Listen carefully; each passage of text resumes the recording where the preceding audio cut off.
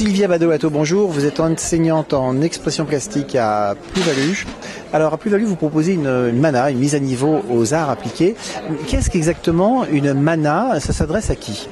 Alors une MANA, c'est une année préparatoire qui est destinée à des étudiants qui n'ont pas fait d'art, qui n'ont pas fait un bac ST2A.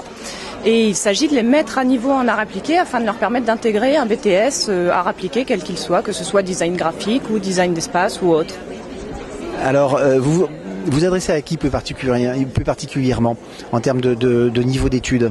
On s'adresse à des étudiants qui viennent d'avoir le bac et ce n'était pas un bac artistique et qui envisagent de faire une filière artistique, et il leur faut évidemment une année pour se mettre à niveau et pour compenser les lacunes par rapport à des étudiants qui eux ont fait une première, une seconde et une terminale art appliqué. Alors quels vont être les critères de sélection? Alors, le premier critère, c'est l'amour de l'art, évidemment. On va les choisir sur dossier. La première chose, c'est de présenter leurs travaux et de montrer que ce sont des étudiants qui, bien que n'ayant pas eu une formation artistique, aiment dessiner et aiment l'art.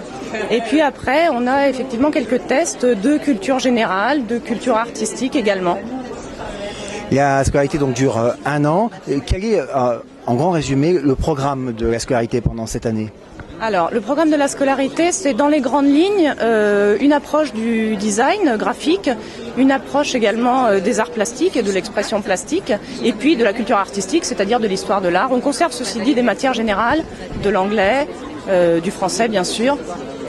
Alors, vous proposez une MANA. Est-ce que le programme que vous faites, il est propre à Plus-Value, ou finalement c'est un programme qu'on peut retrouver un peu partout? Alors, normalement, c'est un programme qui suit des référentiels et qu'on va retrouver un petit peu partout. Mais certaines écoles font des prépas qui, elles, sont beaucoup plus orientées vers quelque chose et qui ne suivent pas le programme officiel. Alors, quelle serait justement peut-être la différence à Plus-Value? La différence à Plus-Value, alors nous, on est une petite école. On travaille vraiment dans une ambiance un peu familiale.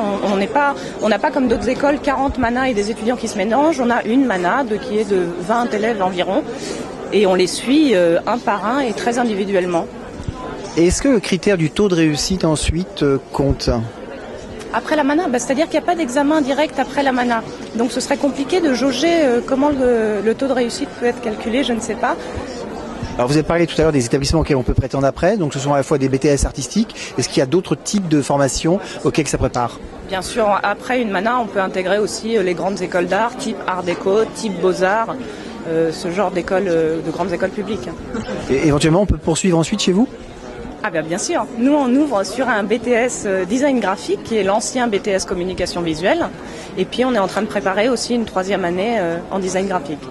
Alors la question que peuvent se poser les étudiants, puis évidemment certains parents, c'est au fond, est-ce qu'il y a des débouchés dans ces métiers? Dans les métiers de l'art? Alors la réponse est complexe. Évidemment, il y a des débouchés. On ne peut pas dire que ce soit complètement bouché. Ceci dit, les portes ne sont pas immensément ouvertes pour tout le monde. Il faut avoir un peu de talent, surtout de la volonté de travailler.